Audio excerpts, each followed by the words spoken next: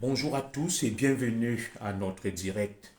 Mesdames et messieurs, nous sommes le mardi 28 octobre 2025. Chose promise, chose due, nous lançons donc notre direct avec près de 40 minutes de retard. Mieux vaut tard que jamais, vous savez, il n'est pas toujours évident de passer au pain fin, d'analyser afin de ressortir les points saillants et les grandes lignes. L'enfant terrible du Kaniminkoul est donc en face de vous ce matin. Je vous ai promis que je devais procéder au décryptage, n'est-ce pas, des résultats officiels de l'élection présidentielle camerounaise du 12 octobre 2025. Nous y sommes donc ce matin du mardi 28 octobre 2025. Le Conseil constitutionnel, organe institutionnel autorisé à proclamer les résultats officiels, a donc délivré sa copie hier. Nous ne sommes pas là pour compiler et redonner les résultats. Je vais ici non décrypter, analyser, passer au pain fin, essayer de donner une espèce d'approche socio-anthropologique, une approche stratégique, une approche tout simplement politique et géopolitique des résultats que nous avons suivis hier. Avant donc d'aborder le vif du sujet, mesdames et messieurs, je vais vous prier de partager le direct et de le sécuriser parce que là, les autres ont terminé leur travail et nous, les experts, nous les analystes, nous qui savons passer les choses au pain fin, prenons donc la relève pour décortiquer, analyser, désarticuler, décrypter et redonner des résultats sous un autre aspect, un aspect socio-anthropologique, un aspect tout simplement stratégique, un aspect politiste. Alors, je vais donc vous prier de bien vous installer. Bien évidemment, les directs, je ne les aime pas trop longs, mais pour des raisons indépendantes de ma volonté, il se trouve que mes directs vont au-delà. J'ai rendez-vous à midi et demi avec un praticien pour des petits bobos de santé, rien de grave, rassurez-vous. Donc à 12h10, grand max, nous aurons arrêté ce direct. Sur ce, je vous prie de le partager, de le partager, de le partager. Partageons le direct, partageons. Le temps pour moi de régler un petit souci, un petit détail. Je suis avec vous. Je vous dis bonjour à vous tous.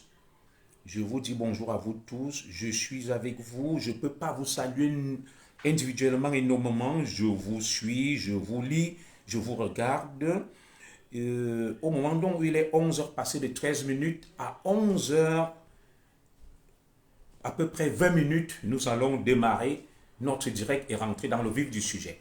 Je salue comme ça la Hussard, le Max, une tête, Angélique Amougou, Salomé Atangna et tous ceux qui viennent de se connecter là.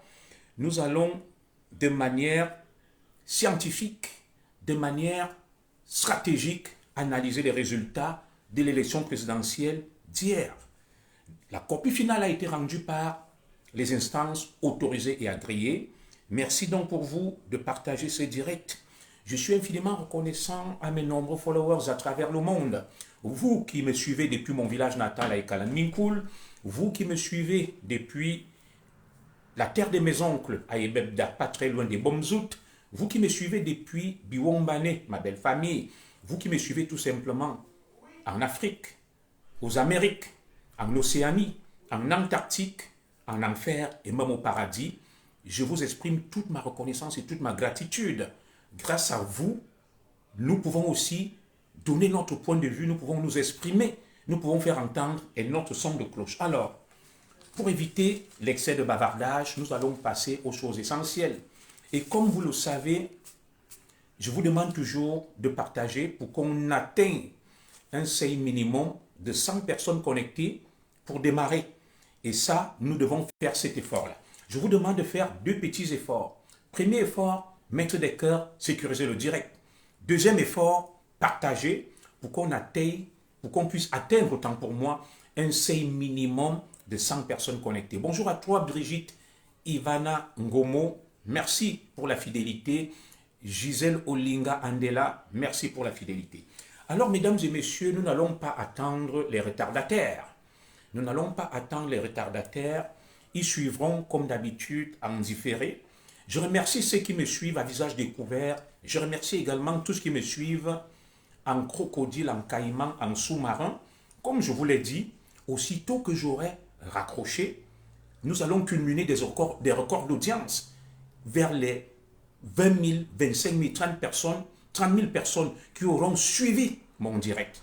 Alors, ne vous fiez donc pas aux petits chiffres qui s'affichent là.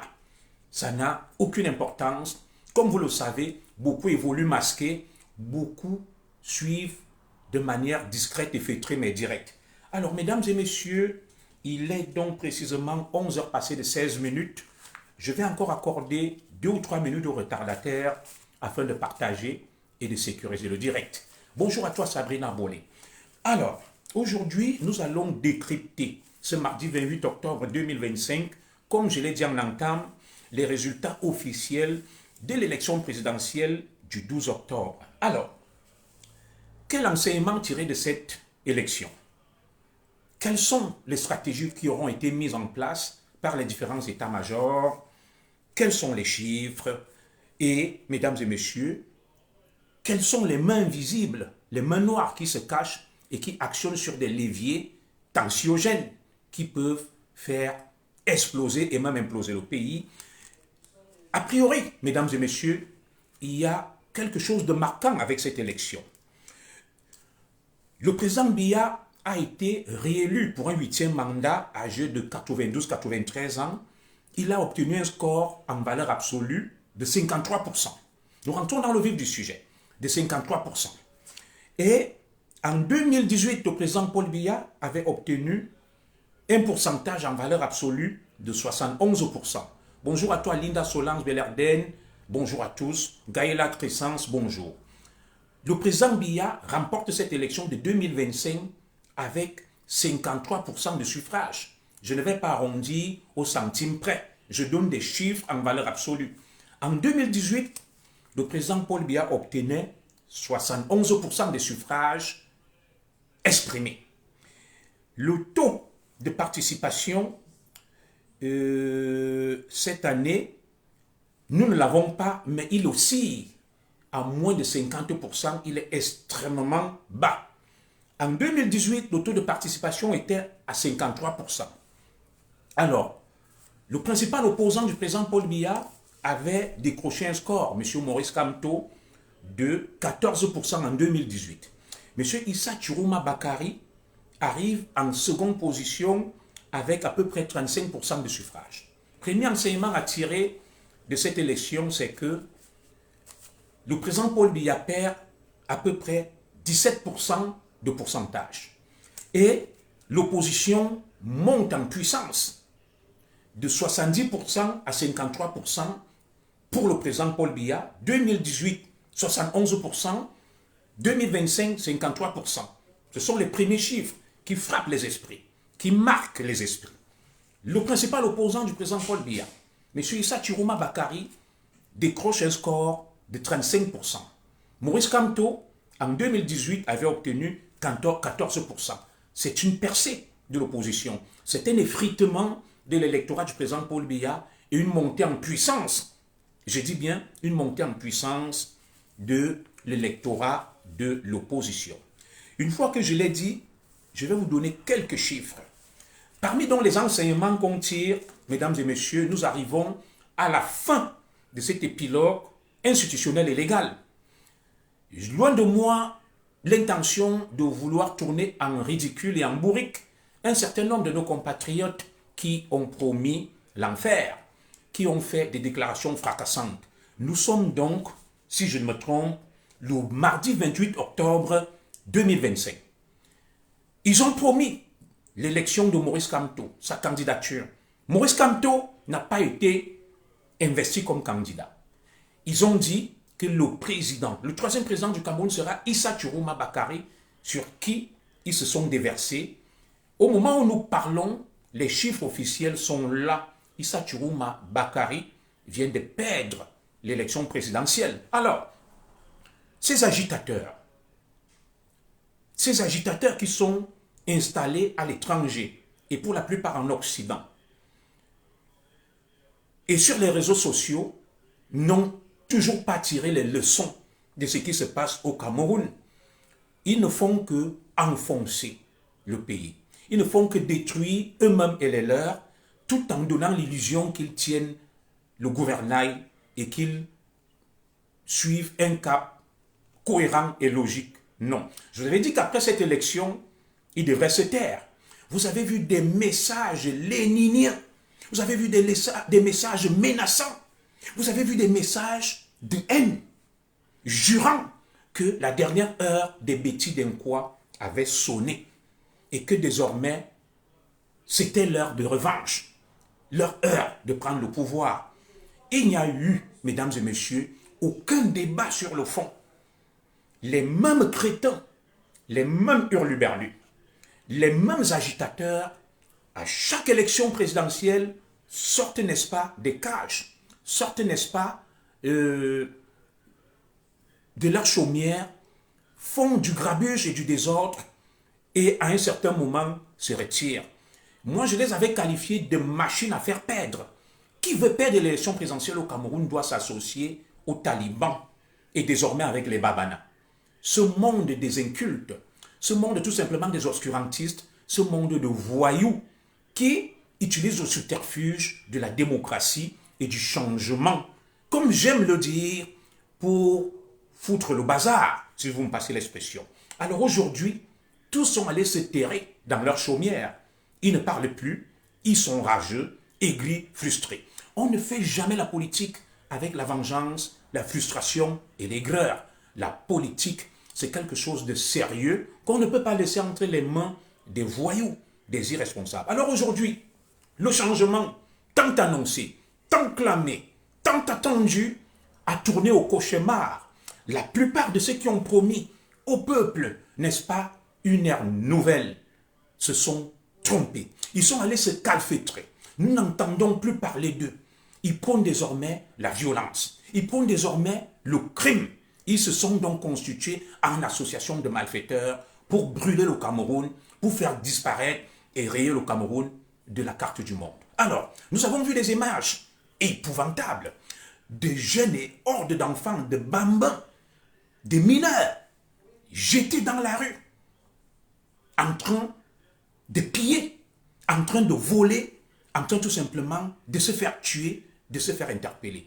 C'est le lieu d'occasion ici pour nous d'appeler et d'attirer l'attention et de mettre en garde les donneurs d'ordre, les commanditaires, ceux qui envoient ces enfants au mouroir et au choc.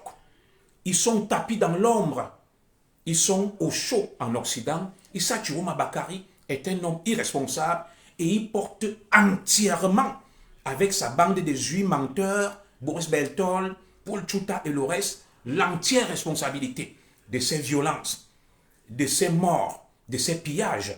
Et lorsqu'on vous racontait l'histoire du Cameroun, que certains prétendus nationalistes étaient en réalité des voleurs, des pilleurs, des assassins. Nous le vivons en plein 21e siècle. Un homme politique, Issa Chiroma Bakari, qui a servi le pays, qui a été ministre, va donner des mots d'ordre irresponsables qui entraînent des violences, des pillages, des morts et beaucoup de désordre. Il est reclus dans sa résidence à Garoua et il est fier de ça. Alors, mesdames et messieurs, a priori donc, nous tirons une leçon toute simple. L'élection qui vient de se dérouler, c'est la catastrophe parce que aucun débat n'a eu lieu sur le fond. Une horde d'enfants manipulés s'est jetée dans les rues. Et si tu leur demandes, ils disent qu'ils veulent le changement. Dans le changement qu'ils veulent, quel est le projet de société de M. Issa Chiroma Bakari? Quel est le projet de société du président Paul Biya? Ils ne te diront absolument rien. Ils disent qu'ils veulent le changement. Le débat politique, l'élection a tourné autour des invectives, de la diffamation, de la violence, de la démesure et de l'outrance, mesdames et messieurs. Nous avons vu, d'un côté, ceux qui prônaient le changement, à savoir les talibans et leurs nouveaux alliés, les babanas. Le seul mot d'ordre, c'est que Paul Biya est vieux, il faut le changer. Mais ils ont oublié qu'Issa Chiroma lui-même est aussi vieux que Paul Biya. Il est d'ailleurs très malade et très fatigué. Deuxième point, ils ont omis de préciser que Issa Chiroma Bakari a participé dans leur mal-être. Ils veulent le changement, ils demandent des comptes, ils en veulent à Paul Biya, mais ils n'en veulent pas à l'un des lieutenants de Paul Biya, qui s'est enrichi, qui a occupé des portefeuilles ministériels très importants et qui n'a jamais rien fait. Alors pour moi, l'élection qui vient de se dérouler était tout sauf une élection démocratique. C'était tout simplement un règlement de compte, c'était tout simplement la haine des communautés les unes contre les autres, c'était tout simplement le pinacle, l'exacerbation du tribalisme, du communautarisme, du repli identitaire, et le Cameroun n'en sort véritablement pas grandi. Nous sommes en droit de nous poser un certain nombre de questions. Le fameux sommet de la Bolle, qui a institué la démocratie en Afrique, est-ce que la démocratie cadre avec les valeurs des Africains? Lorsque Jacques Chirac le disait, que les Africains ne sont pas mûrs pour la démocratie, au regard des scènes, des pillages, de violences, d'obscurantisme, de toutes sortes de dérives que nous observons, nous pensons que l'Afrique n'est pas mûre et n'est pas faite pour la démocratie. Parce que la démocratie suppose aussi d'accepter sa défaite. La démocratie suppose aussi d'écouter. La démocratie suppose tout simplement d'avoir des projets. Alors, lorsque tu vas demander à un taliban, avec les nouveaux alliés, les Babana, l'élection présidentielle s'est jouée autour de quel enjeu? Voilà des enjeux colossaux auxquels nous faisons face. La question du franc CFA, la question de la réforme minière, la réforme agraire, du régime foncier, la réforme du code électoral, la réforme du système scolaire, n'est-ce pas, afin de juguler le chômage, la lutte contre la précarité, la misère. Tous ces sujets, je dis bien, tous ces sujets ont été occultés et le seul sujet, c'est que Paul Biya est vieux, il faut le changer et nous voulons le changement. Les meilleurs candidats qui avaient des meilleurs programmes de société ont été rejetés, qui étaient jeunes.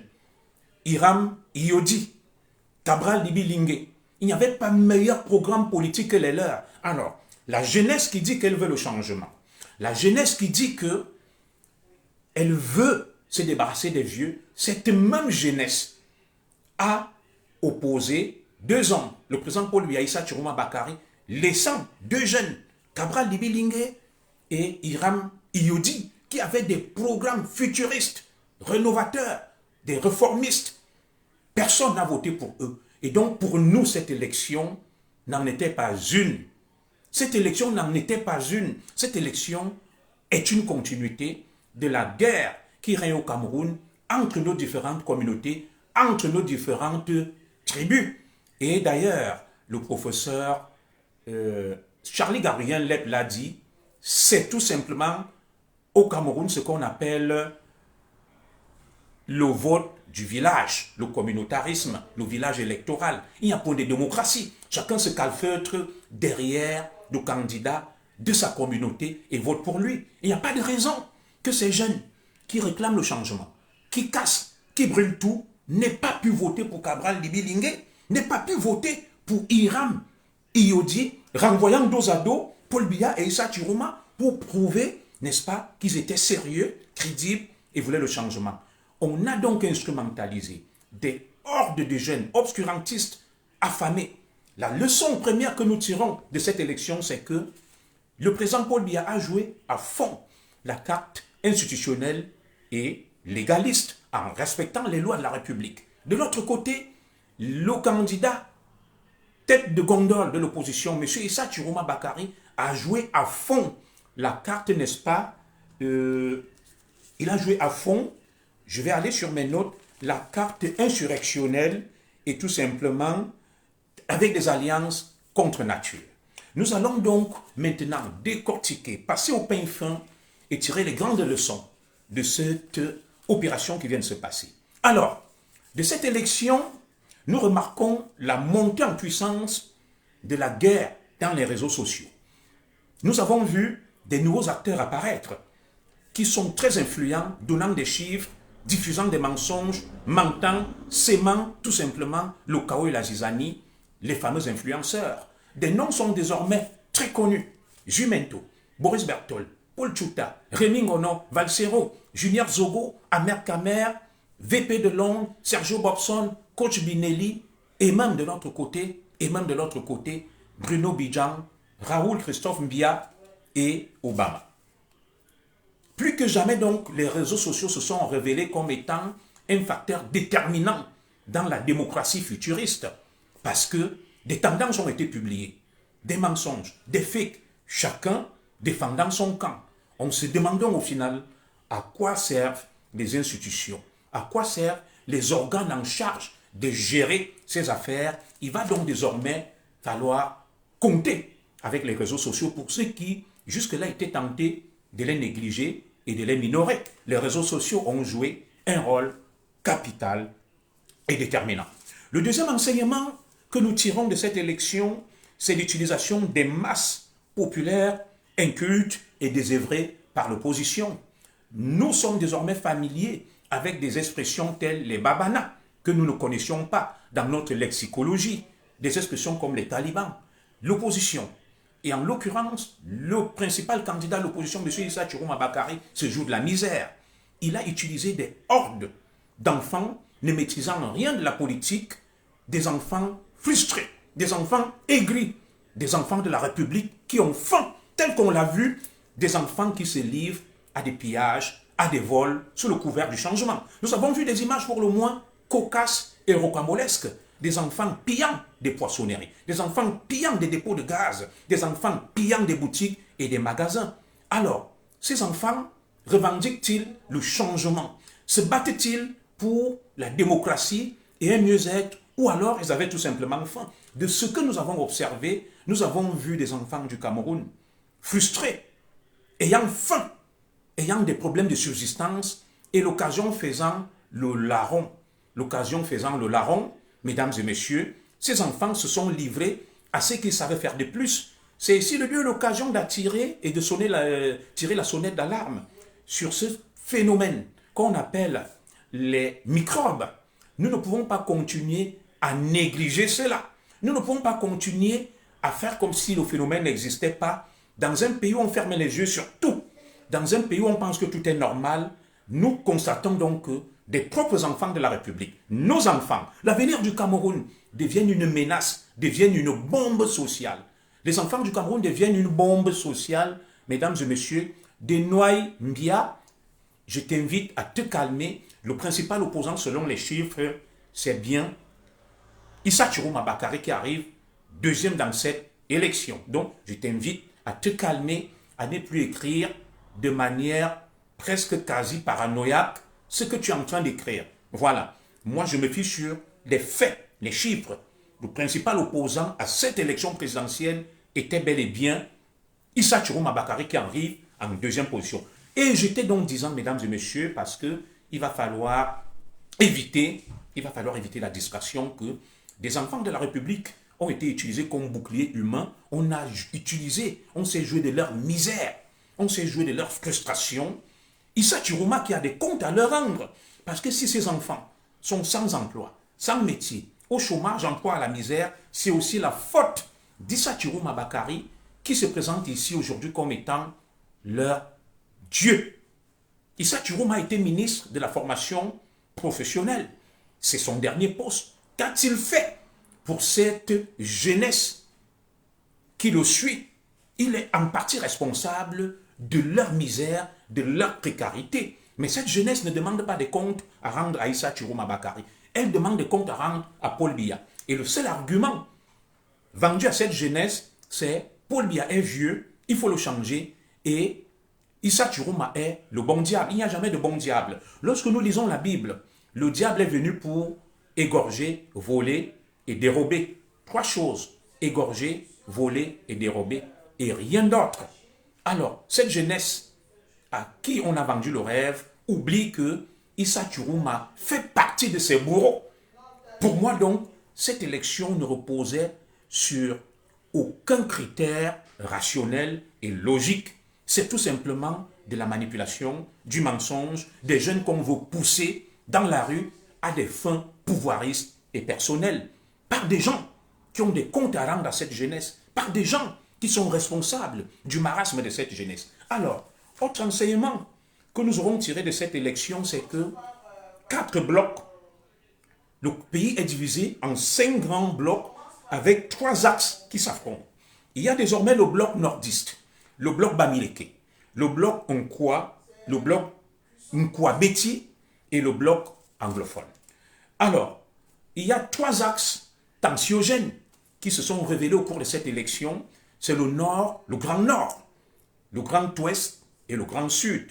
Ils s'affrontent, ils se regardent en chien de faïence. 5 blocs. Le bloc des nordistes, le bloc des Bamileke, le bloc des Beti, le bloc des anglophones et le bloc Sawa. Et 3 grands axes qui se regardent en chien de faïence, prêts à en découdre à tout moment. Il y a l'axe du Grand Nord, l'axe du Grand Ouest et l'axe du Grand Sud. Alors, les nordistes ont le sentiment, nous avons vu qu'ils éprouvaient un sentiment de revanche. Ils veulent rejouer le match du pouvoir perdu et qu'ils ont tenté de reprendre le 6 avril 1984. C'est une volonté de revanche de la part des nordistes parce que le changement, ils ont dirigé le Cameroun pendant 25 ans. Ils ont dirigé le Cameroun pendant 25 ans et veulent reprendre le pouvoir. Et ce que nous observons, nous, fins analystes et observateurs, c'est une volonté de revanche. Ils sont revanchards. Du côté donc des Bamileke, nous notons de la frustration avec des gens qui sont prêts à tout et à s'allier à n'importe qui, à jouer les troubles faits, les rabat-joie depuis l'histoire du Cameroun, parce que leur frustration les pousse à s'associer à n'importe qui. Et c'est la énième tentative du peuple des Grassfield pour déstabiliser, détruire le Cameroun à des fins pouvoiristes. Ils ont dit eux-mêmes, ils ont qualifié Issa Chiroma de bon diable, parce qu'ils savaient que le diable, qu'est-ce qui caractérise le diable? C'est la méchanceté, c'est le mal. Il n'y a pas de bon diable. Donc pour eux, tout est bon pour atteindre leurs objectifs. Ils se sont alliés à Issa Chiroma Bakari. Ils auraient pu voter pour un autre candidat pour mettre dos à dos le président Paul Biya et Issa Chiroma et voter pour un jeune. Ils ne l'ont pas fait. Donc aucune rationalité, aucune logique, aucun projet n'a été abordé sur les problèmes de la jeunesse. Nous connaissons les enjeux actuels du Cameroun. Il y a le principal enjeu, c'est la crise sécuritaire. À quel moment il y a eu un débat, des projets où on a débattu de la crise sécuritaire dans le Nozo et dans le Septentrion? À quel moment on a débattu, n'est-ce pas, de la crise identitaire? La montée des irrédentismes, la montée tout simplement des replis identitaires et communautaristes. On n'en a pas parlé. À quel moment on a débattu de la question du franc CFA? À quel moment on a débattu de la question de la réforme de notre système scolaire? À quel moment on a débattu de notre identité nationale? Revoir dans quelle mesure on pourrait enseigner et adopter des langues nationales. À quel moment on a abordé la question du franc CFA? À quel moment on a abordé des questions liées à l'immigration, des questions liées, n'est-ce pas, à ces hordes de jeunes qui quittent le pays? À quel moment on a abordé, n'est-ce pas, la bombe sociale du chômage et de la précarité? À quel moment on a abordé la question de la gestion de nos ressources? À quel moment on a abordé la question, n'est-ce pas, de la lutte contre la corruption et les détournements des fonds publics? À quel moment on a abordé les problématiques liées à la jeunesse au cours de cette élection? Aucun débat sur le fond. Aucun débat sur les projets de société. Ces jeunes qui brûlent, qui cassent, si tu leur demandes même le sigle du parti d'Issa Chiroma Bakari, ce qu'il veut dire, ils ne te diront absolument rien. Aucun projet de société n'a été débattu. Les problèmes restent intacts. Tout tournait autour de Paul Biya un vieux, Paul Biya un méchant, Paul Biya doit partir, le changement, le bon diable. Et nous en sommes à la case départ ce 28 octobre 2025. Nous allons évoluer rapidement, mesdames et messieurs. Alors, autre enseignement que nous tirons de cette élection, c'est bien évidemment le Grand Sud. Le Grand Sud, par instinct de survie, a dit à cette coalition Bamileke nordiste que non, ils ont peur. Nous n'avons pas vu quelqu'un rassurer le Grand Sud. On ne peut pas prétendre vouloir gagner une élection au Cameroun et ne pas parler à toutes les communautés, à toutes les composantes sociologiques du Cameroun. Alors, pourquoi quelqu'un du Grand Sud, le centre, le Sud et l'Est, va voter pour l'opposition avec des discours qui étaient tenus, des discours anxiogènes, des discours tensiogènes, des discours discriminants, des discours de haine, avec une horde, n'est-ce pas, de voyous, de frustrés, tapis dans l'ombre des réseaux sociaux, en train de servir de catalyseur, se nourrissant de la violence, du sang des Camerounais. Il n'y a pas eu élection au Cameroun au sens propre du terme. Il y a eu un affrontement entre les communautés. Et chaque communauté s'est calfeutrée dans sa zone de confort. Le Bamileke, jurant que nous n'avons jamais gouverné, nous sommes frustrés et nous sommes prêts à nous allier à n'importe qui pour faire partie Paul Biya. Aucun débat sur le fond. Les nordistes, déterminés à prendre leur revanche, ont nourri un sentiment de haine, de frustration et de vengeance. Et les sudistes ont dit, dans ce cas donc, comme vous voulez nous exterminer, nous nous calfeutrons aussi derrière les nôtres et nous votons pour Paul Biya. Et le pays est donc au stade où nous connaissons aujourd'hui. Nos enfants sont dans la rue, ils brûlent, ils cassent, ils volent. Ils volent des poissons, des images rocambolesques, des images qui font honte. Des enfants qui volent du poisson, qui volent des bonbonnières de gaz, qui volent des bières, qui volent du sel, qui volent tout. Alors, où est la démocratie dans tout ça? Où est la volonté de changement dans tout ça? Nous ne voyons absolument rien. Les mêmes qui sont là, je ne les lis pas, je ne leur réponds pas, sont toujours dans la diversion et c'est le Cameroun qui sombre, c'est le Cameroun qui coule. Alors, nous avons également pu observer une main noire de l'étranger. Et je ne vais pas citer ces pays de l'étranger. Comme je vous l'ai dit, je ne peux pas scier la branche sur laquelle je suis assis, mesdames et messieurs. Nous avons vu le candidat dit de l'opposition aller à l'ambassade d'un pays, se faire filmer avec l'ambassadeur de ce pays, un général, et nous avons vu ce général le lendemain repartir au palais de l'unité. Ça s'appelle le pompier pyromane. Il couille les têtes aux Camerounais. Tout ce désordre, je ne vois pas que la main d'Issa Tchourouma Bakary, des Babana et des talibans. Il y a une main noire. Une main noire qui veut que le Cameroun sombre dans le chaos. Une main noire qui veut que le Cameroun coule. Parce que pour cela, ils ne peuvent mieux exploiter le Cameroun et faire monter les enchères que lorsque les Camerounais se déchirent entre eux et ne sont pas unis. Entre-temps, je vous l'ai dit, aucune question de fond n'a été abordée. Notamment la question du franc CFA, où nous déposons près de 60%, n'est-ce pas, de nos réserves dans le trésor français. C'est une question très grave. Entre-temps, on a fanatisé, on a drogué des jeunes, des hordes d'enfants pour occulter le débat et ce débat n'a pas eu lieu. L'Afrique continue à sombrer, le Cameroun continue à sombrer et nous cherchons l'ennemi loin alors qu'il est là. Nous désignons des boucs émissaires alors que les vrais ennemis, ceux qui nous maintiennent dans la misère, ceux qui nous maintiennent dans cet esclavagisme sont là. Ils jouent les pompiers pyromanes des deux côtés. Ils expliquent les stratégies. Brûlez, cassez, faites ça. Ils sont avec l'opposition et ils vont rassurer le pouvoir. Mais entre-temps, ils foutent le bazar et font n'importe quoi. Et les images font le tour du monde. Des enfants volant des poules, des œufs, des morceaux de poisson, de viande, de savon, pillant tout, hurlant, criant. Il y a 6 morts à ce jour, des milliers d'arrestations, et ceux qui les ont envoyés à l'abattoir sont là à ce moment en train de manger, de se livrer à l'épicurisme et de mordre la vie à belles dents. Ils sont tranquilles. Les enfants des fous sont en train d'écoper. Alors, l'autre enseignement que nous avons donc tiré, c'est des traîtres que nous avons observés au cours de cette élection. Nous avons vu des gens qui ne s'exprimaient pas, qui ne parlaient pas, qui ne disaient rien. Issa Tchourouma Bakary qui disait que j'ai avec moi des pontes du régime et du système qui ont reconnu ma victoire. J'ai avec moi ceci. Nous avons noté le silence, l'ambiguïté, l'ambivalence, le clair-obscur, le flou de la part d'un certain nombre de hauts dignitaires proches du régime. Et vivement que cette élection serve de leçon au président Paul Biya afin de nettoyer, afin tout simplement de prendre ses dispositions. Au lieu de parler de démocratie, on devait parler plutôt d'ethnocratie, de communautocratie, de tribocratie. Et que pouvez-vous encore imaginer comme néologisme? C'est ça la réalité de l'Afrique. C'est ça la réalité du Cameroun, le réflexe communautariste, tribal, irrédentiste et tout simplement identitaire. On ne vote pas pour des raisons rationnelles. On vote tout simplement par instinct de survie, on vote tout simplement par tribalisme, par réflexe tribal. Cela est très triste pour l'Afrique. Alors, nous allons donc aborder maintenant très rapidement les chiffres, avant d'aborder les stratégies. Nous avons passé donc au pain fin des chiffres.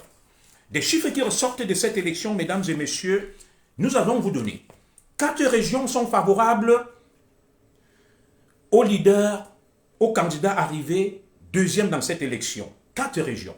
Et 6 le sont pour le président sortant réélu, Paul Biya. De nom donc, nous allons procéder à une analyse socio-anthropologique de ces résultats. La région du sud du président Paul Biya. Le président Paul Biya obtient 90% de suffrages en 2025.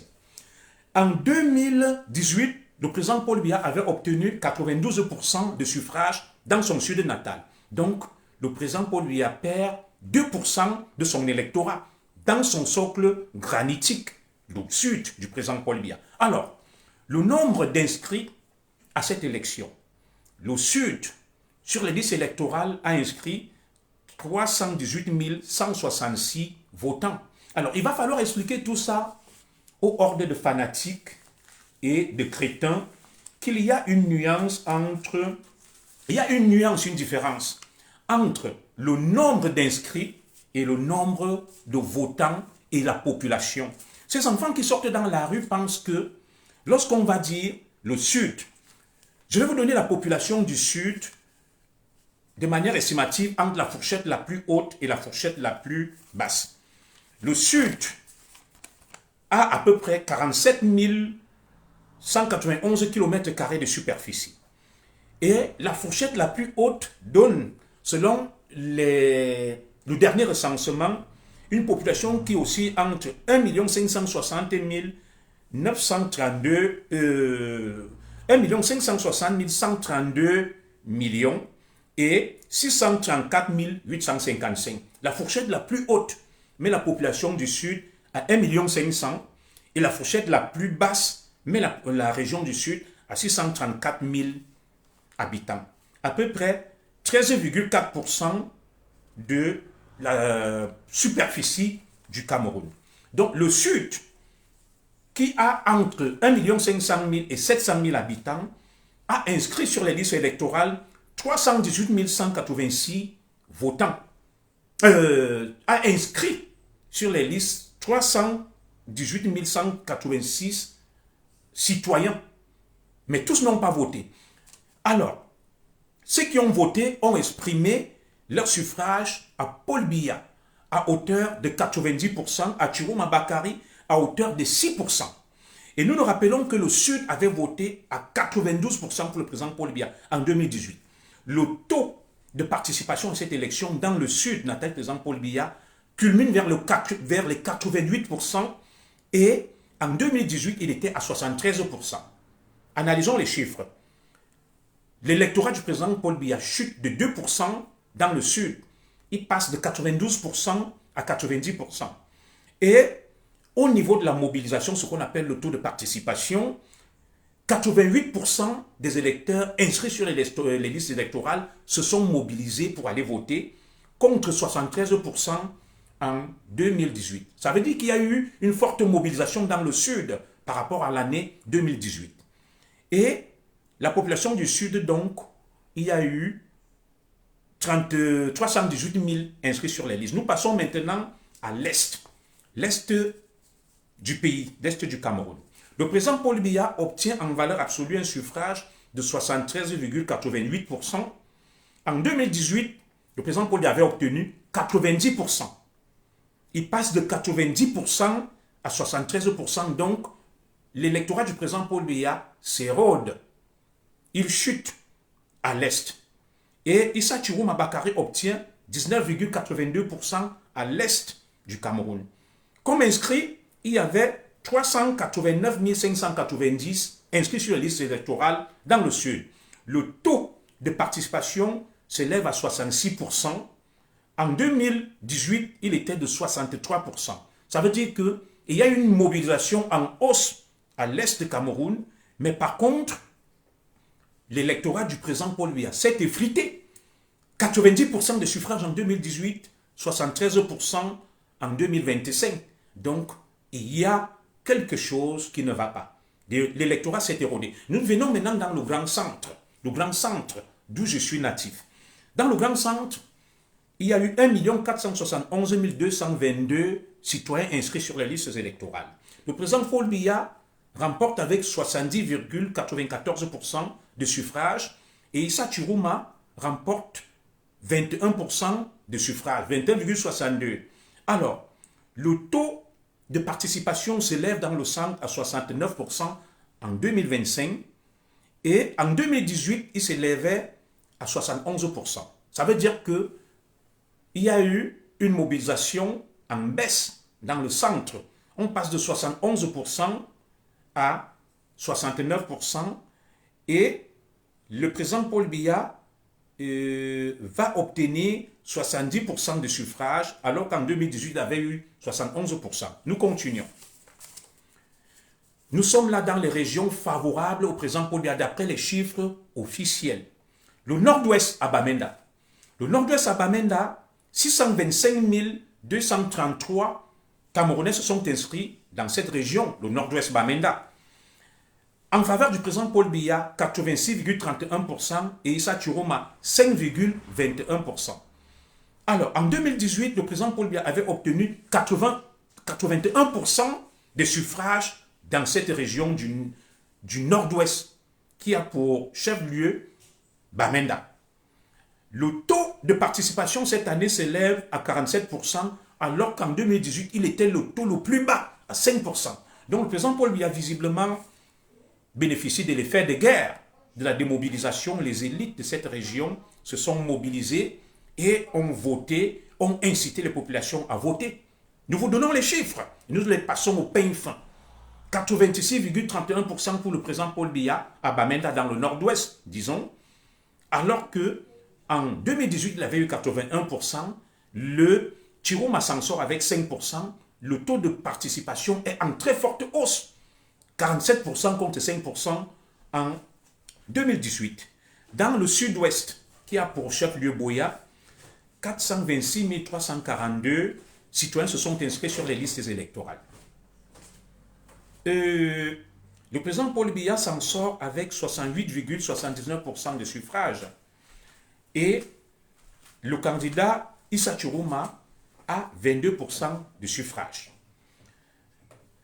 En 2018, le président Paul Biya a obtenu dans cette région 77% de suffrages, donc l'électorat est en baisse.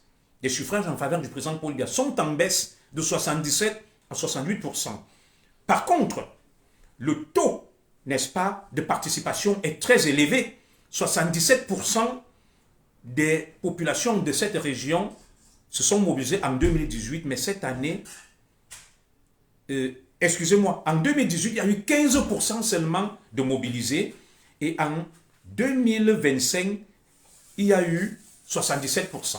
Donc les populations en âge de voter, inscrites sur les listes électorales, se sont mobilisées en masse, et cela a également profité au président Paul Biya. L'extrême nord, où le président Paul Biya, si je ne me trompe, est allé en campagne, à Maroua, parce que j'ai regardé. L'extrême nord, il y a eu 1 242 151 citoyens inscrits sur les listes électorales. Le président Paul Biya obtient 45,9%. Issa Chiruma 42,34%. En 2018, dans cette région, le président Paul Biya avait obtenu 89%. 89%. Cette année, il chute à 45%. Le match était très serré. Et, autre chiffre, le taux de participation s'élève cette année vers 58%. En 2018, il était à 72%. Donc l'extrême nord s'est très peu mobilisé pour cette élection. Presque la moitié seulement des citoyens auront voté dans cette région. Alors, nous continuons. Les 4 régions favorables à Issa Chiruma Bakary. Le littoral. Le littoral, Issa Chiruma arrive en tête. Il a 64% des suffrages contre 20% pour le président Paul Biya. Alors, en 2018, le président Paul Biya avait obtenu 35% seulement des suffrages. Le littoral avait voté en faveur de Maurice Kamto. Le taux de participation s'élève à 49%. Il est l'un des plus faibles de cette élection. En 2018, il était à 54%. Dans la Damawa, Issa Chiroma remporte avec 50,33% et le président Biya a 34%, 34,61%. Alors, en 2018, le président Paul Biya avait obtenu dans cette région 79% des suffrages. Et cette année, il a 34%. Le taux de participation s'élève à 43%, l'un des plus bas. Très faible mobilisation également dans le littoral, dans la Damawa, comme nous l'avions également vu et remarqué au niveau de l'extrême nord. L'Ouest Cameroun. L'Ouest Cameroun a 884 354 Camerounais inscrits. En faveur de Chiroma, 46%. En faveur de Paul Biya, 38%. Le taux de participation est le plus élevé, l'un des plus élevés, 60%. En 2018, le président Paul Biya avait obtenu 48% dans cette région. Nous nous acheminons donc vers la fin, n'est-ce pas, des chiffres, le nord. Dans le Grand Nord, le nord par le Grand Nord, le président Paul Biya obtient 38% des suffrages et Issa Chiroma, 43% des suffrages. En 2018, le président Paul Biya avait obtenu 81% des suffrages. Le taux de participation est très bas également, 51% des suffrages. Maintenant, excusez-moi, je vais aller voir l'OFTA, j'ai des petits soucis avec ma vue. Très bien. Nous analysons donc, je vais vous donner une autre lecture de ces résultats tout de suite.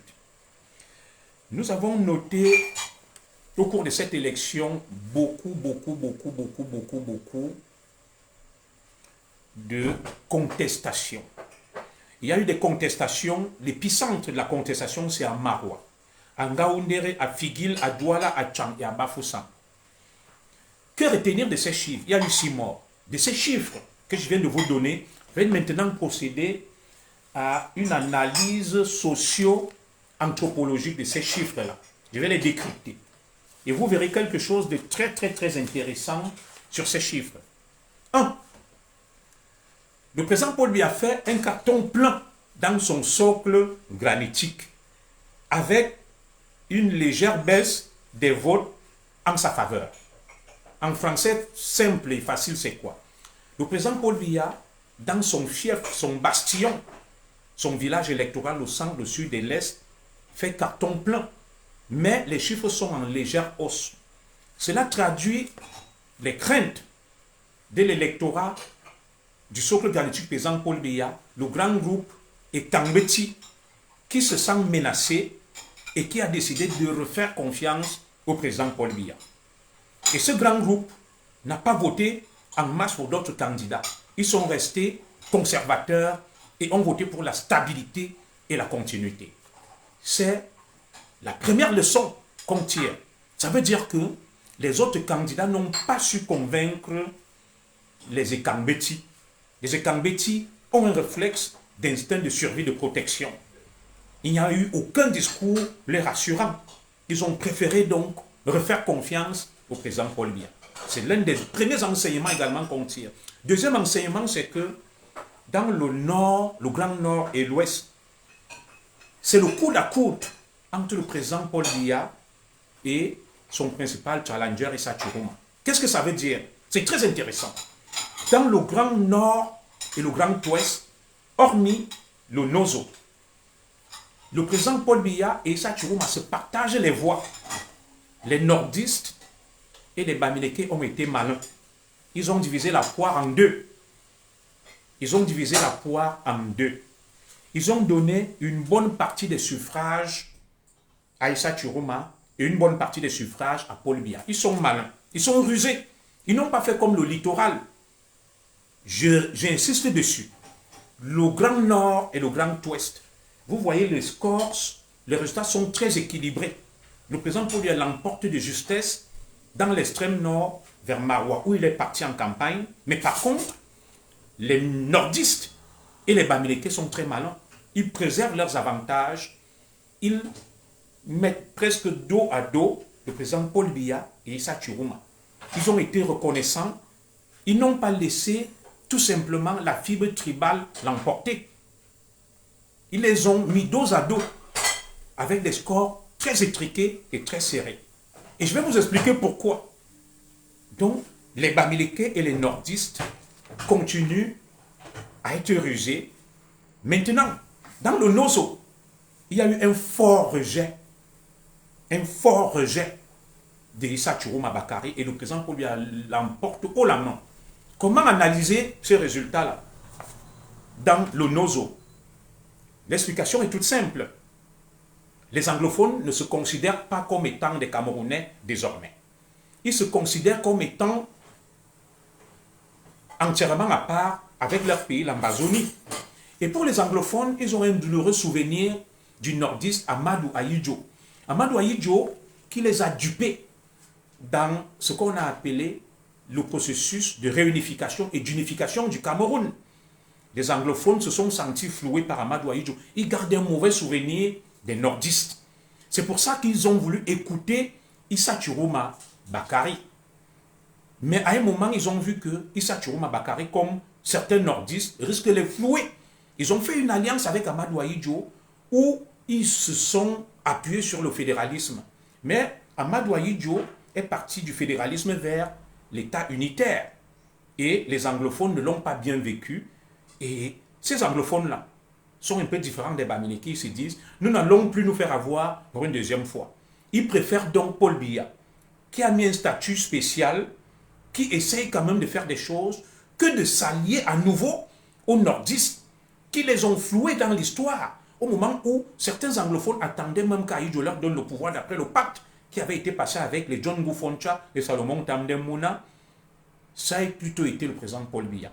Donc ils restent sur leur garde, ils se méfient, ils observent les Écans, les Bétis et les nordistes. Ils ont préféré rejeter Issa Chiroma Bakary.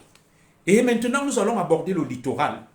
Le littoral, Douala a rejeté Paul Biya et a plébiscité Issa Chiroma Bakary. En 2018, le littoral a également rejeté Paul Biya et a plébiscité Maurice Kamto. Le littoral, c'est le bastion, n'est-ce pas, de la contestation de l'opposition au président Paul Biya. C'est pour ça que vous voyez, les émeutes, les casses sont plus virulentes dans le littoral. La lecture que je fais de ces résultats, elle est toute simple. Ça veut dire quoi? L'électorat Bamileke est en train de faire du mal et de la méchanceté au Sawa. Regardez, à l'ouest Cameroun, les Bamileke donnent leur pourcentage à Chiroma et à Paul Biya. C'est presque équilibré. Mais les mêmes Bamileke qui constituent la majorité de l'électorat dans le littoral vont voter en masse pour Chiroma. Ils votent en masse pour Chiroma parce qu'ils sont en train de faire du mal au Sawa et au Douala. Les grands perdants de tout ce qui vient de se passer, ce sont les Sawa, ce sont les Douala. Regardez bien, les nordistes ont équilibré les choses. Ils ont donné le Grand Nord, hein. Quand je dis le Grand Nord, la Damawa, l'extrême Nord, le Nord, presque la moitié à Issa Chiroma des voix et presque la moitié à Paul Biya. L'Ouest a donné presque la moitié à Paul Biya, la moitié à Issa Chiroma. Le Nord-Ouest a rejeté en bloc Issa Chiroma Bakary. Et maintenant, je suis d'accord que le littoral, c'est les Bamileke. Mais regardez comment les mêmes Bamileke à l'Ouest vont donner la moitié des suffrages à Paul Biya et la moitié des suffrages à Issa Chiroma Bakary. Mais dans le littoral, les mêmes Bamileke donnent la majorité à Issa Chiroma Bakary et la minorité à Paul Biya. Comment vous percevez ça? Il y a un petit jeu de faire du mal, d'isoler le littoral. Et les élites du littoral ont été défaillantes. Lorsque nous voyons le ministre Laurent Esso, le ministre Moël Narcisse Kombi, Ngale Bibié, parce que là, l'élite de l'Ouest s'est mobilisée, a des avantages avec le président Paul Biya et veut continuer à préserver ces avantages-là. Ils ont donc dit, c'est un peu comme un parent malin et rusé, un jugement à la Salomon. Nous donnons la moitié à Paul Biya et la moitié à Chiroma. Comme ça, personne ne sera fâché de nous. C'est ce que les nordistes ont fait aussi. Et maintenant, les dindons de la farce, c'est dans le littoral. L'électorat Bamileke est venu en masse à voter contre Paul Biya pour isoler les Sawa, pour les mettre en difficulté et dire que Douala reste le bastion de l'opposition, alors que à l'ouest Cameroun, les choses sont équilibrées. Les choses sont équilibrées à l'ouest Cameroun. Je peux vous redonner les chiffres. À l'ouest, Paul Biya a 38 46,61%. Et maintenant, Chiroma a 46,76%. C'est équilibré. Mais regardez dans le littoral, Chiroma a 64%, Paul Biya a 20%. Pauvre Sawa, Douala, on vous a tué. Vous voyez? Et maintenant, les casses, le désordre, c'est à Douala, c'est l'épicentre du désordre. Où on casse tout, Douala continue à perdre. Ils font un peu semblant de casser à l'ouest. Entre-temps, tout est contenu dans le centre, le sud et l'est. Et même dans le Grand Nord, il n'y a pas trop de casse. Mais c'est à Douala qu'on détruit tout. Et c'est à Douala qu'on vote le plus contre Paul Biya. Ils détruisent les Sawa. Ils font du mal aux Sawa. Ils font de la méchanceté aux Sawa. Ils préservent leurs intérêts. Oui, ils préservent leurs intérêts. Ils préservent leurs intérêts. À l'ouest Cameroun, les chiffres sont là. Je les analyse avec vous. Ne me traitez pas de menteur. Douala, Issa Chiroma 64%. Où les Bamileke sont majoritaires. Paul Biya 20%. À l'ouest Cameroun, chez eux, ils donnent 38% à Paul Biya, 46% à Chiroma. Il y a un problème. Il y a un problème. Ça veut dire qu'ils disent que nous, à l'ouest, on a fait le job. Nous sommes avec toi. Nos chefs, nos élites t'ont voté. Je n'ai pas dit que tous les Douala sont morts. Je n'ai jamais dit ça. Je dis juste qu'on est en train de leur faire de la méchanceté. Et c'est pour ça qu'il faut que des élites montent là-bas comme Elimbi Lobe. Oui. Pour essayer de sauver le littoral et les Sawa. On les enfonce. Et maintenant, toute la casse est à Douala.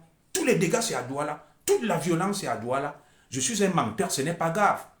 Mon frère Bamileke me dit, tu es un menteur, tu as appris que le Nord a voté Paul Biya. C'est un idiot. Je lui exprime les chiffres officiels que la balance est équilibrée. Comme tout Bamileke, Madame Zouma dit que ne répond pas. Ils te perdent le temps, ils te font perdre le fil des idées. Nous continuons, ils n'ont rien compris. Nos directs ne sont pas pour les idiots. Nous analysons les chiffres, voilà. Merci. Nela Benanga de lui dire ça. Il est bête. J'analyse les chiffres. L'Ouest Cameroun vote en majorité. Bon, Mbamileke me dit il a truqué à l'Ouest. Pourquoi il n'a pas truqué au littoral? Pourquoi chercher seulement à truquer à l'Ouest et ne pas truquer au littoral? C'est une bonne question. Il truque à l'Ouest, mais il ne truque pas au littoral. Pour quelle raison? Vous voyez que votre argumentaire ne tient pas. Donc, je tenais à le préciser que le grand mal qui est fait dans cette élection, il est fait au peuple Sawa. Il est fait au peuple Sawa. Alors, lorsqu'on se projette donc dans l'avenir, voilà la lecture que nous avons de la suite. Les nordistes restent dans le jeu de la succession pour Paul Biya. Ils lui ont donné la moitié des suffrages. L'Ouest reste dans le jeu de la succession. L'Ouest a donné la moitié des suffrages à Paul Biya. Les Écans, c'est sa famille, le socle granitique, carton plein. Et le littoral continue à être les dindons de la face. C'est eux, les boucs émissaires des autres. Les gens viennent chez eux, exploitent, votent contre eux pour leur donner une mauvaise image, mais vont équilibrer les choses chez eux. Les grands perdants de ce processus, ce sont nos frères Sawa. Oui, je suis d'accord avec vous, les urnes ont été mieux contrôlées dans le littoral. Mais c'est étonnant que ces mêmes urnes n'ont pas été mieux contrôlées à l'ouest. Le chef des Bamileke, les grands soutiens de Chiroma, ils vont plus sécuriser les urnes à Douala. Ils ne les sécurisent pas chez eux, à l'ouest Cameroun. Non, c'est la vérité. Les Sawa, c'est pour ça que vous avez vu, à un moment, il y a des sénateurs Bamileke à l'ouest. Les Sawa sont en train de disparaître. Ils sont en train d'être phagocytés. Il faut un réveil de la communauté Sawa, des élites Sawa. Sinon, l'électorat Bamileke leur fait le mauvais cœur, la méchanceté, alors qu'un Sawa aurait pu aspirer à la succession. Aujourd'hui, ils sont aspirés, absorbés. La seule image qu'on retient des Sawa, c'est que Douala brûle, il y a des émeutes, il y a des casses, et Douala n'a pas voté pour Paul Biya. Mais par contre, l'Ouest a équilibré le vote. Et l'Ouest ne brûle pas comme Douala. Voilà les leçons qu'on tire de tout ça. Alors, au moment de chuter donc, parce que j'ai un rendez-vous, je vous ai dit, je vais bientôt partir. Je ne peux pas rester trop longtemps. Le président Paul Biya a décidé de poursuivre la politique du président Amadou Ahidjo. Alors, ceux qui demandent quel est le bilan du président Paul Biya et celui d'Amadou Ahidjo, je vais être très rapide. Le président Amadou Ahidjo, lorsqu'il arrive au pouvoir, va privilégier deux choses. Le président Amadou Ahidjo, l'histoire politique du Cameroun se structure sociologiquement autour des notions suivantes.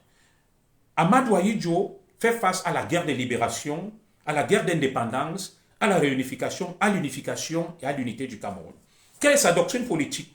Il va mettre sur pied ce qu'on appelle des ferments d'un État et d'une nation.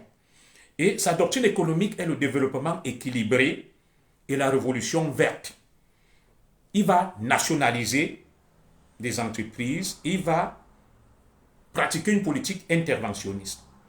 Et le processus inverse va se produire avec Amadou Ahidjo. Il va chercher à unifier avant de créer la nation. Unifier le Cameroun avant de créer l'État du Cameroun. Alors, quelque chose d'important va donc se passer. Ahidjo va passer le témoin à Paul Biya. La doctrine de Paul Biya, elle est simple. Préserver et consolider les acquis légués par Amadou Ahidjo. Renforcement de l'unité nationale, République du Cameroun, suppression du poste de Premier ministre, augmentation du nombre des régions, des provinces, des départements, des arrondissements, modernisation de l'État, rigueur, moralisation, démocratisation. La doctrine économique du président Paul Biya, c'est le libéralisme communautaire. C'est-à-dire faciliter le développement des communautés et pas des ethnies.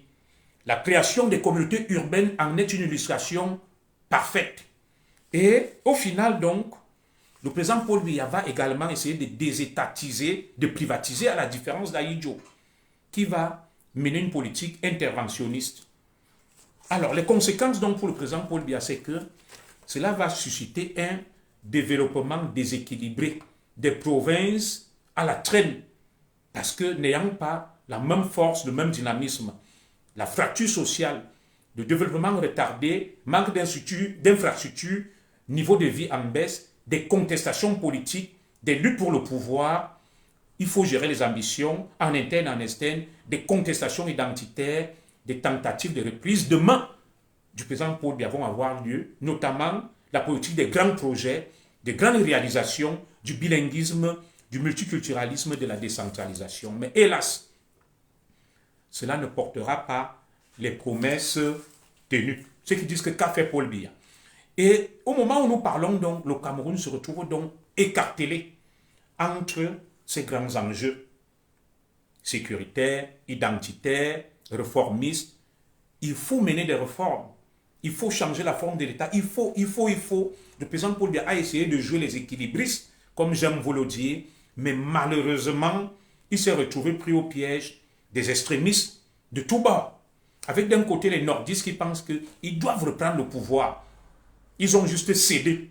Et de l'autre côté, les Bamileke qui disent que nous, on est frustrés, on n'a jamais dirigé le Cameroun. Nous allons créer des alliances contre nature pourvu qu'on arrive au pouvoir.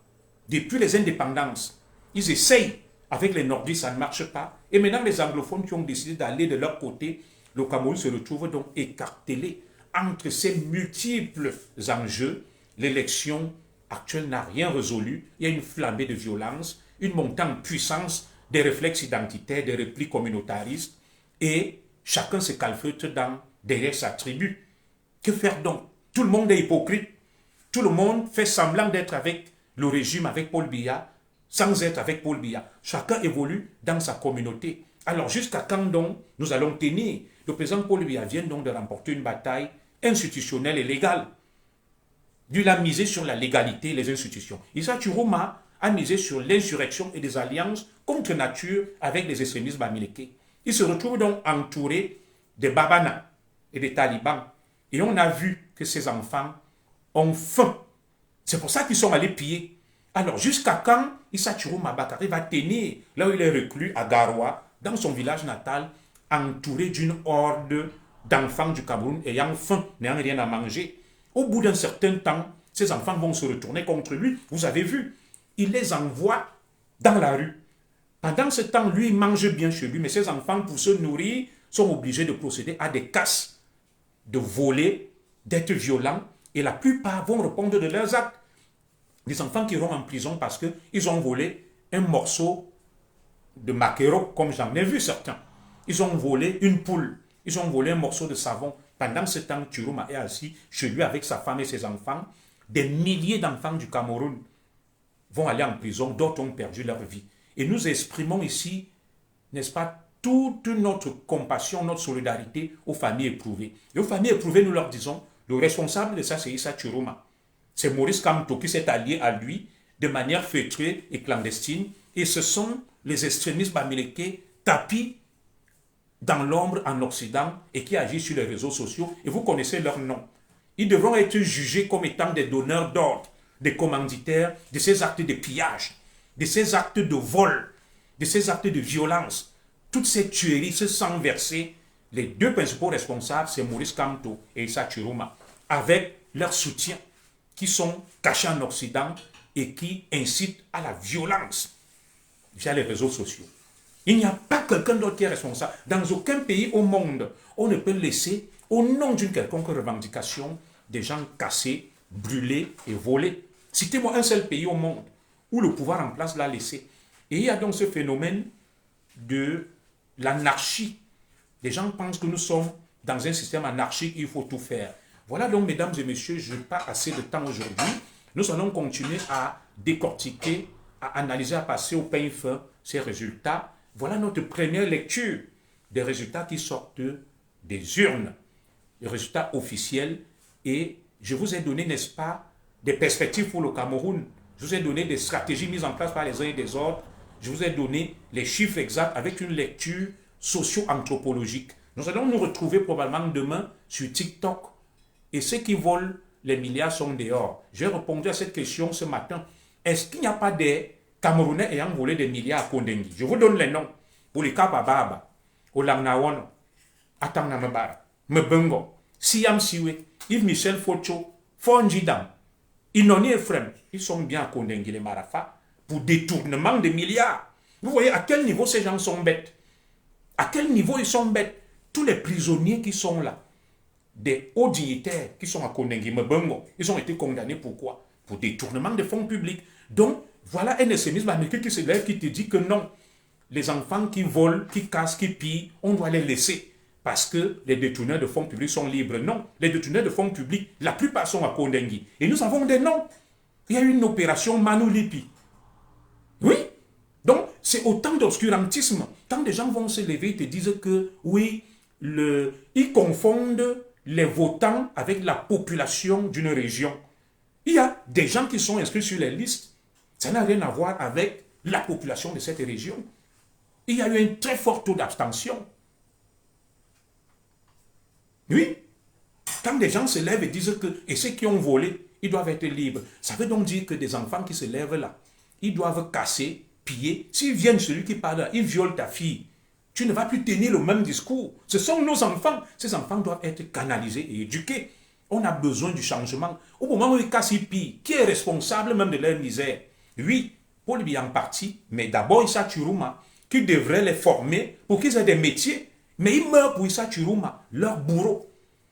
Dans quel pays au monde on va laisser des enfants entrer, violer, blesser, tabasser des gens, casser des boutiques, piller, mettre le feu? Citez-moi un seul exemple au monde où on va laisser. Et des gens se lèvent pour te dire que c'est normal parce que les voleurs de la République sont dehors. Non. Il y a des voleurs qui sont à Kondengui. Je viens de vous donner les noms. Vous voyez la mauvaise foi de ces gens-là. Et c'est pour ça donc que les lignes ne bougent pas. Le pays est dans le statu quo. Chacun reste dans son obscurantisme. Je suis nordiste, je soutiens Issa Chiroma. Il ne se pose pas des questions que quel est le projet d'Issa Chiroma? Quel est son bilan? Quelle est sa part de responsabilité? Tu veux rester en exil, Biya ne peut pas te pardonner. Je n'ai pas dit le contraire. Et en étant en exil, ça me dérange en quoi, mon cher frère Bamileke? Ça ne me dérange en rien. Pas de volume, je ne savais pas, hein, Madame Zogo. Si je reste en exil, Mes enfants sont ici avec ma femme. Et toi qui es au Cameroun, lorsque tu vas mourir, et moi qui vais mourir ici, est-ce que ton corps ne va pas pourrir? Est-ce que le mien ne va pas pourrir? Quelle sera la différence? Nous tous, nous serons morts. Mais à la différence que moi, au moins, étant en exil, je vis bien, je mange bien, mes enfants vont dans des bonnes écoles. Quand tu vois le décor chez moi, là, je ressemble à quelqu'un qui souffre. Qui peut avoir facilement ce décor au Cameroun? C'est rare. Donc, les petits mots, et j'aime le dire à mes frères extrémistes bamileke que les mêmes mots, comme je suis en exil, je dois soutenir les extrémistes bamileke pour violer, casser, piller, tuer. Et là, ils seront d'accord. Ils seront d'accord. Pour ça, ils sont allés sortir ta vidéo. Moi, ils sont libres de sortir les vidéos, mais je leur réponds donc merci Madame Zogo. Ils sortaient des vidéos quand j'étais avec eux avant 2018. J'assume. Je croyais que le changement était possible. Je me suis associé à eux, ignorant qu'ils étaient des tribalistes, des haineux, et qui ne voulaient pas le changement, et qu'ils étaient aigris et frustrés. Mais voilà Célestin Jamel qui a rejoint Paul Biya. Il était avec eux, non? Issa Chiroma Bakari même, quand ils viennent me dire que tu as fait ceci dans le passé, tu étais combien? Issa Chiroma n'était pas le ministre de Paul Biya. Il ne combattait pas les Bamileke Maurice Kamto. Mais le même Issa Chiroma, les mêmes extrémistes Bamileke sont avec lui. Non, votre disque est rayé. Vous avez dit ici que c'est terminé. Biya est parti, c'est la fin. Vous allez apprendre à travailler pour manger. Nous sommes donc le 28 octobre, Biya est toujours président. Mais vous êtes toujours là. N'est-il pas temps de vous retirer? Vous avez tant fait de mal à Kamto, à Chiroma, au Cameroun. Vous ne pouvez pas continuer comme ça. Il faut vous retirer. Vous avez échoué. Vous avez induit les gens en erreur.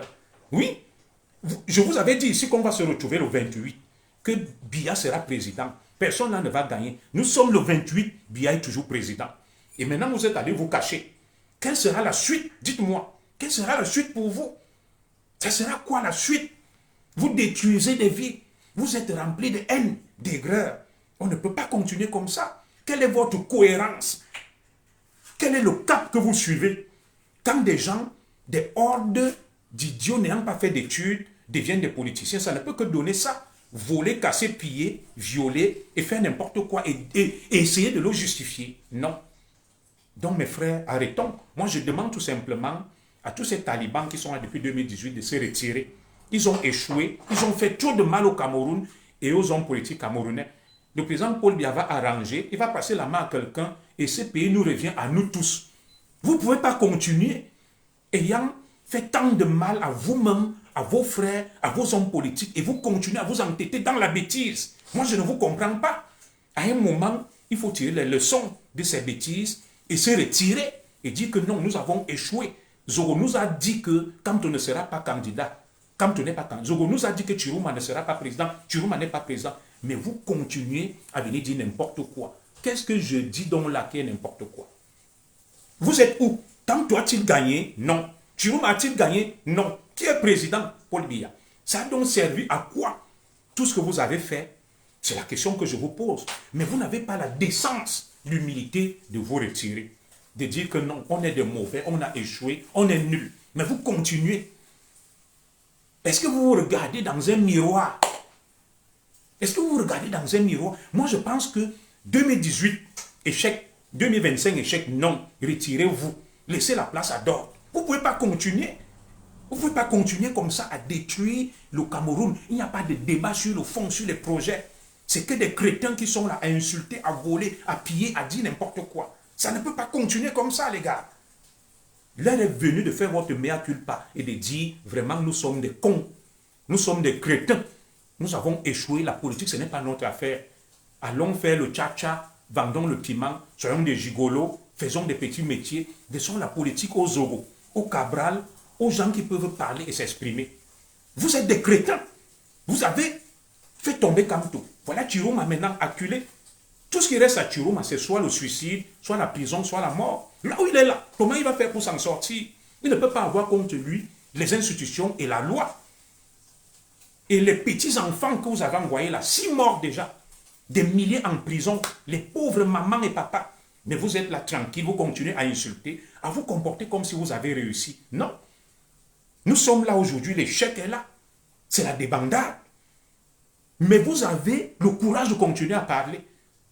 Au moment où vous deviez même vous retirer et dire que vraiment, on demande pardon au peuple camerounais. Nous sommes des cons, des crétins, nous avons échoué. Nous avons détruit tout ce qui pouvait, n'est-ce pas, incarner une alternative. La politique, ce n'est pas l'affaire des crétins, des idiots. Donc moi, je vais m'arrêter là. Que Dieu bénisse le Cameroun.